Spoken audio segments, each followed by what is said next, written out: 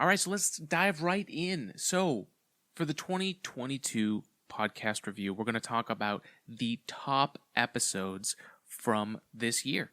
So, this year was very exciting in space, and there were a lot of topics that we talked about in the beginning of the year. There was a lot of excitement and some very interesting peaks throughout the year, and I'm sure they will come to no surprise as to what the most popular ones were this year. So, let's get into it.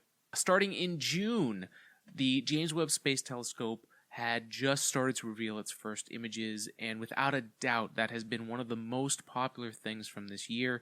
People love what James Webb Space Telescope has shown us about the universe. We're still constantly getting a almost gradual feed from JWST and the NASA team and the European Space Agency team. So many people were involved. This was truly an international effort. They unfolded a spacecraft completely in space on its own. It had all these procedures it had to do, and it did all of them perfectly. Even had a micrometeoroid impact, but the telescope was built for such an environment, and so it's still doing some great work. We're seeing what the infrared spectrum can show us.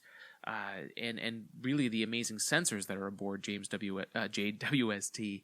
And it's no surprise that we had two spikes, the biggest spikes for the podcast and the popularity of the episode in that end of June timeframe, and that was because JWST had just started to show us what was going on. Our next peak for the year actually happened when we were down in Florida, which was very cool to see that, you know, one of the things that we want to do definitely more in the coming years, and it's what helps supporting us. It's what supporting us helps us do, which is to actually go see rocket launches. You know, I'm an aerospace engineer at heart. You know, the hardware, the stuff that brings us to space, that makes space possible. Those are the things that we're really excited about, and you know, I think most people are. I mean, what SpaceX's technology is doing, what the technology that's coming out from all of these companies and organizations like NASA and like. All of this stuff is super cool, and being there in person, there's a vibe. There's something really exciting, and so it's awesome to see that really two of our major peaks were around the Artemis 1 double scrub launch period when we were in Florida in August and September.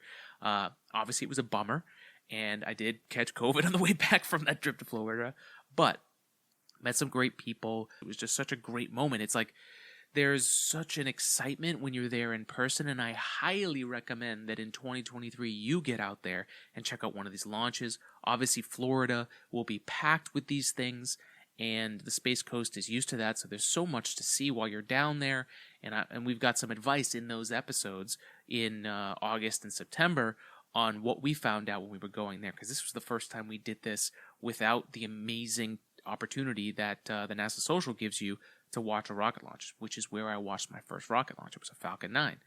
And I was able to see a night launch the last time I was there. So that was really cool. I was able to put out a lot of content because I was there and I had the time, and I want to do more of that. So definitely look for that, and thank you for making that one of the most popular things. Thanks for following us while we went on that adventure.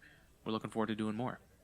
And then finally, one of the biggest peaks of the year was when Artemis 1 was around the moon, around Thanksgiving time, when people had time off and were able to start seeing the first moon mission in a lot of our lifetimes with human-rated spacecraft. And, you know, that mission has returned, and we've done a ton of coverage on that mission, and especially the time around the moon. We have a two-parter on YouTube, and of course, at the episode, if you're watching on any of the podcast apps, we really went into a lot of the science that's there. So if you're looking to figure out, like, what did we do around the moon? Great, we went to the moon, we came back, but what did we do?